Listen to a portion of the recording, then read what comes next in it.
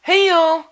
Well, this is a video I've been wanting to do for a while, and it's actually taken quite a while of having some experience with some of the different tube amps that are out on the market and playing around with stuff at different price points, and I thought it was about time to do top 5 under $1,500 tube amps.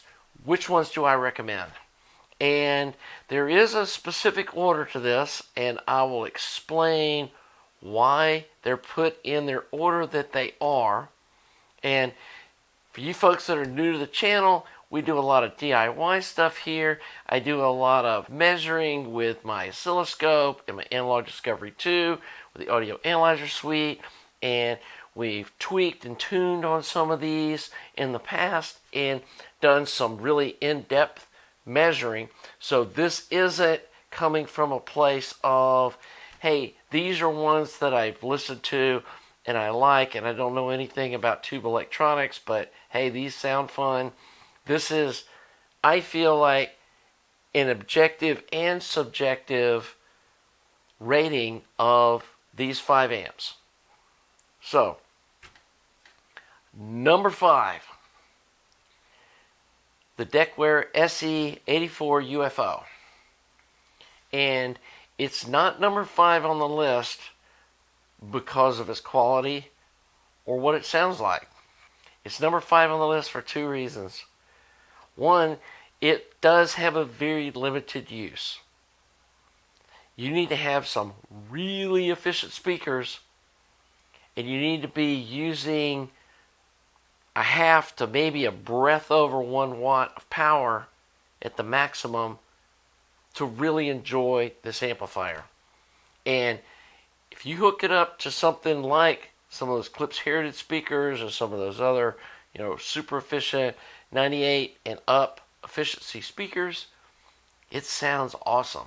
It's a really good sounding amp, and it's been tuned over a long period of time to really emphasize the second order harmonic distortion, which is something that is important to get from a tube amp to really enjoy what a tube brings to the table.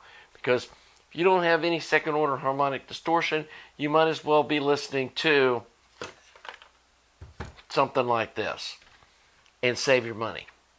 And so having second order harmonics is important, and this amp brings that to the table in spades. It's also a super high quality amp, and the other thing though that keeps it off of being further up the list is, and through no fault of their own, they've got an insanely long waiting list.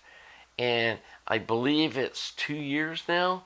Could be wrong, but yeah, it's a really long waiting list. And so it's not like you can just decide to buy one of these things and buy it. You have to put down a deposit or 10% deposit, which I believe, could be wrong, I believe it's non-refundable, but if I was doing it, that's what I'd be doing. But I'm not sure on that, so don't hold me to that. And that doesn't have any impact on my decision whether it's a refundable or non-refundable deposit, but it's just a wait. I don't know if I could wait 2 years for a piece of audio gear. I've ordered some of their 945 something speakers, and I'm having to wait 3 months for those, which, that's not a huge deal to me to wait 90 days to get something. And honestly, that's kind of the average kind of, it's 6 to 8 weeks usually when people order stuff from me.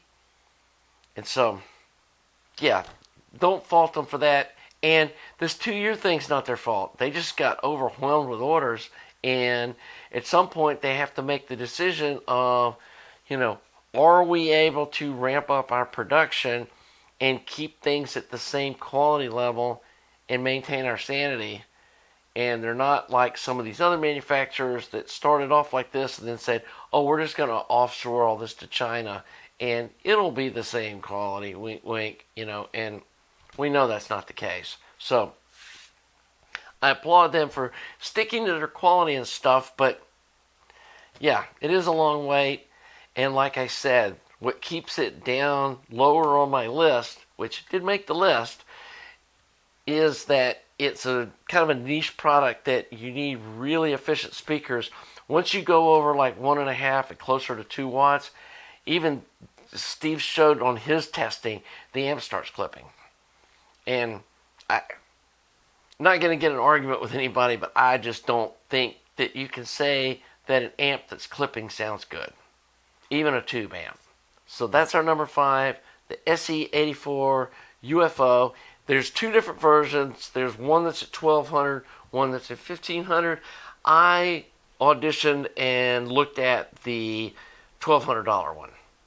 And so I can't speak to the other one, but I believe they have the same type of output power and output curve and all that kind of stuff. It's just got some extra goodies. I think you can adjust the voltage regulation, and it's got a meter on it and some other stuff. So you can decide. Even the upgraded model stays under our $1,500 point, so we'll include that as well. So now we're at number 4. And this might surprise some of you, the Ryong A50. Now, out of the box, it's junk. And so if you aren't able to do DIY mods, it's not on the list. But since this is a DIY channel, that's why it's getting included. And once you do the DIY mods and change it from a Cascade to a Cascode front end design, and that's the main change. There's some other little tweaks that are like simple little, don't really change a whole lot about the amp, and people try to do just those because the rewiring of the whole front end, you basically just have to pull all the wiring off the front end tubes, which are a pair of 6S and 7s, and rewire them. That's too daunting, so they change the other things. They change some coupling caps and they put a different rectifier tube in it. It's like, well, I did most of the mods. It's like, no, you didn't. That didn't. Doing those little things don't change the sound of the amp at all. It's still junk. So if that's all you're planning on doing, it's just putting some coupling caps in it or futzing around with the power supply, it's still going to sound like junk. You have to rewire the front end tubes. Now, somebody posted a mod on Audio Karma, which I haven't tried. I have one of those amps here, and I'm not going to go buy one to try this. I think he just added a couple of resistors to the front end tube and biased them hotter and was able to get the power out of it. But then there was some, I don't know what it sounds like, so I can't vouch for that simpler mod. But I can say, if you do the Cascode mod to it, every one of those that I've modded for people, the folks were like, wow, night and day. And I would say that it's probably 80% of the sonic goodness that my DIY built 300B amp with ISO Tango transformer sounds. So it's a nice sounding amp, and it's worth putting decent tubes in it. Upgrading them to like those 300B-Z treasure tubes or some other higher end kind of 300B, that amp warrants putting good tubes in it. Now, just as a little side kicker, you'll notice in this review the R300 from Wilsonon is not in my top 5. I can't recommend that amp to anybody. It has so many design flaws, and the power supply on a lot of those just eats rectifier tubes. And even when they did the revision with the Plus model, they fixed the output transformer problem, but they left the weird distortion issues that the front end design has, and they have to run a bunch of global negative feedback, which defeats the purpose of having a 300B amp. It makes all the 300B tubes sound the same. There's a reason it's not on the list. I think that Ryong A50 is a much better platform to DIY a good sounding amp from. So, that's number 4. Number 3, and this may shock some people, This is the biggest bargain in tube hi-fi, is another Ryong product, the A10/A12. Just make sure if you get the A10, you get the point-to-point wired version that has the same output transformers the A12 has. I think they made a really budget A10 that used PC boards, which then you can't modify the amp. And they also use crappier little tiny output transformers. That amp's never going to sound good. The A10/A12, again, out of the box, not a good sounding amp. But with some pretty minor modifications, it turns into a really nice sounding EL34 amp. Uses a 12AX7 driver tube. Originally they had them in parallel. Got rid of that, so we just have a single triode driving the output tube, and then we doubled the dissipation going through the tube by cutting the cathode resistor in half, and then we added a little bit of shade feedback, and man, it's a great sounding little amp. Now the only difference between the A10 and the A12 is the A10 uses a Russian tube with a kind of weird pin out, so it takes away the opportunity of tube rolling almost altogether. There's like one tube that'll work in it, and it's just the heaters are wired different. So you can take an A10, and with a little bit of modification to the heater wiring, you can turn it into an A12 and do the same modifications to it. Now you can leave it at A10 if you want. If the heater wiring seems too confusing to you, just pay the extra $100 and get an A12, and then you actually get 12AX7 tubes and stuff, and you're ready to go with the mods on it. Another amp that really responds well to tube rolling, the 5751 I use in my production amps, sounds really good in that amp too. JJEL34Ls sound really good in it. I mean, it's just it's under $500, and with some DIY mods, it turns into a great sounding little amp that puts out close to the same power as the A50. They're both 7 to 8 watt amps once they've been modified. So that's where you get the jump up off the Deware, is you get into a wattage range that works with a lot more different kinds of speakers.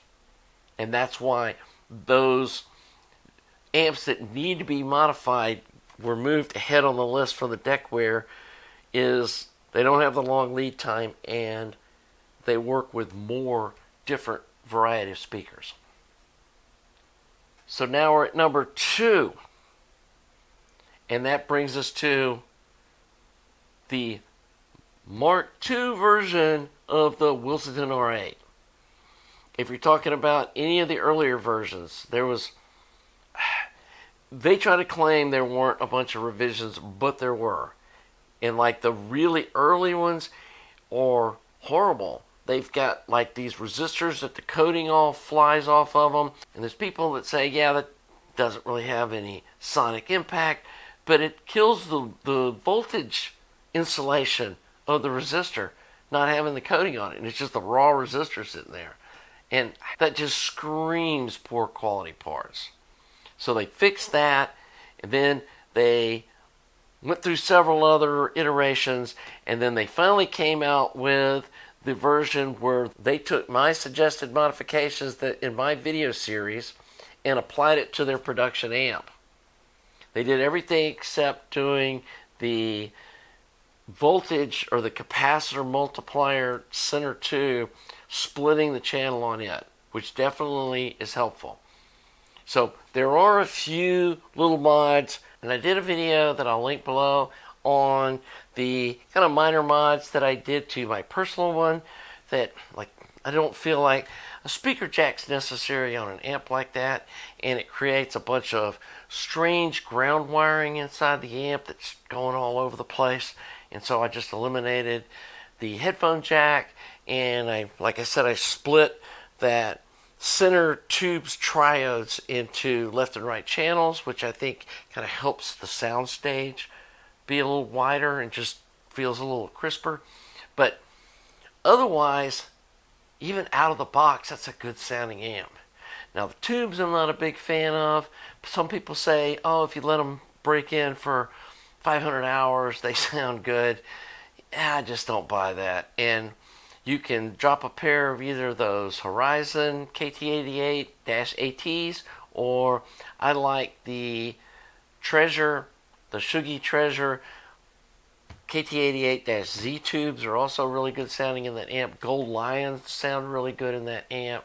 So there's a lot of tube rolling stuff you can do to get some synergy with your speakers in your room and all that stuff, which is part of the fun of tube amps, is you can really dial them in to your environment and your other gear in your system so that it all works well together.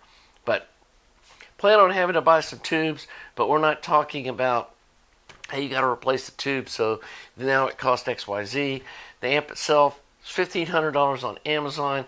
You can get them cheaper buying them from, China Hi-Fi or, one of those other sites direct from China, but realize there's basically no returning them.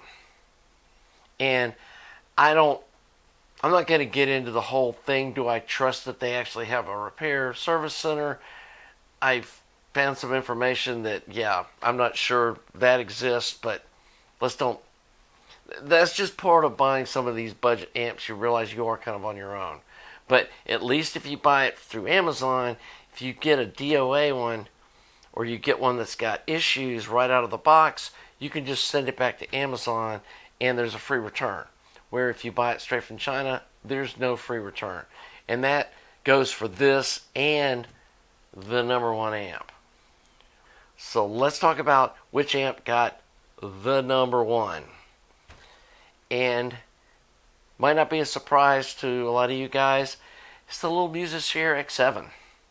I mean, for one thing, it's a great looking amp. And it has that 1970s receiver, kind of Marantz receiver look to it. It's got the aluminum front. It's made out of some really nice materials. It's got the dual VU meters on the front that are lighted, that dance around with the music, that really gives it that kind of 70s vibe. And it's got a great star ground point wiring thing just right out of the gate. There's nothing inside that amp that really is bad, or the layout is bad, or you need to, you don't need to do anything with it. Now, I just finished up a video series, or I'm editing it right now, that is about what I would do if I owned one of those. And there are a couple of things I don't agree with. Musicshare, if you're watching, the 10 ohm cathode resistor that is used for bias checking should be like a 1/2 watt resistor or something, a small flame proof resistor that can act as a fuse if something does go wrong with the biasing or the bias pots, or something happens and then the amp doesn't melt down. Now, I haven't seen any that have done that. I've seen some R8s that did that for the bias pots failing, but I haven't seen that on the Musicshare. There's several details about the Musicshare that, to me, make it better. Like the bias pots are actually mounted by their shafts instead of by the solder lugs on the back, which increases the reliability of the bias pots, which are extremely important to a fixed bias tube amp. If something happens and it loses the bias, the tube's red plate and it just starts melting stuff inside the amp. And that's why I would like to see them put a smaller resistor on the cathode, so that can act like a fusible point if something does go wrong. But again, the way they use the bias pots is definitely a more standard kind of secure way of doing it that's less likely to have failures. The one weak point they have, and that is the rotary switches they use to switch between the VU meter and two different tubes to use the front meters for setting the bias on them. That switch has a tendency to get oxidized and quit working. And I've had several amps sent to me that have that problem. Two of them somebody had put in storage probably in a basement or something that was kind of humid, and then when they brought them out of storage, they couldn't check the bias on the tubes. And had another one just recently sent to me that just that same thing happened. And I don't think it's a problem with the switch, because one of the amps I repaired, I put a higher quality switch in, and after 6 months the same thing happened. And so I think it's just a matter of this switch doesn't get much use, and so the contacts get corroded, and there's so little current going through the contacts that it's difficult for it to kind of burn through any kind of oxidation. It's pretty simple to spray some deox on that switch or exercise it. A lot of times we'll bring them back around. Both of the ones that were sent to me exercised the switch and they started working again. I think if you just regularly use that switch, you won't have the problem. But I did want to point out that is kind of a weak point, or that seems to be a point of failure. But it doesn't actually cause a problem. It doesn't change the bias or make it where the amp's not functioning. It just makes it where you can't check it. And there is a DIY workaround that I show in my video where you can just simply put some external test point, kind of little jacks, on the top of the amp, and then you can check the bias with a multimeter. If the front meters quit, working with the bias, and you can just continue to use the amp and just we'll check the bias externally instead of using the internal meter. So that doesn't seem like a deal killer to me. And otherwise, it's just really good sounding amp. I like the fact that it has basically a dual rail power supply. It's got a bridge rectifier that runs the output tubes, and then it's got a tube rectifier in the front that does the rectification and the voltage control for the front end tubes. So they're completely separate from the output tubes, which is a really good thing. It uses 9-pin driver tubes. I think especially for the high gain, the 12AX7, which would be the 6SL7 in the R8, the high gain amplification tube, 9 pins are less microphonic, and I think they generally just sound better. Now, a 6SL7 is a great sounding tube. I'm not going to take that away. So the R8 has that, but it's being used for a phase splitter, which to me doesn't have as much impact as the voltage tube. And so there we go. So anyway, those are my top 5. And again, there may be some others on the list. Didn't talk about LE kits or Dynacos or any of these other. I haven't seen any of those. I'm trying to go off things I've got personal experience with, and I think this makes a good top 5 list. And 4 of them you can just buy off Amazon. The other one is probably the highest quality of the whole group, but the Deware is a really niche market and also has a long lead time. So that's why it ended up where it did on the list. So you Deware fanboys, don't beat me up too bad. Love to see your comments. What you think about my list. Whether you agree, disagree. If you got some other things, I'd love to look at some other stuff. The Musical Paradise didn't make the list. To me, it's just, it's below anything that was on my list as far as sonically and how much work it takes to modify it to get it even sounding decent. And out of the box, it's a train wreck. And there's other things I just deem too unreliable, or they've got, there's some kind of hybrid solid state tube buffer thing, and that these are all full tube, no solid state amplifiers. So, hope you enjoyed this video. If you did, please subscribe. Please like the video. Thanks to all you Patreon supporters and other folks that support the channel, especially you regular viewers. And until the next video, have a nice day.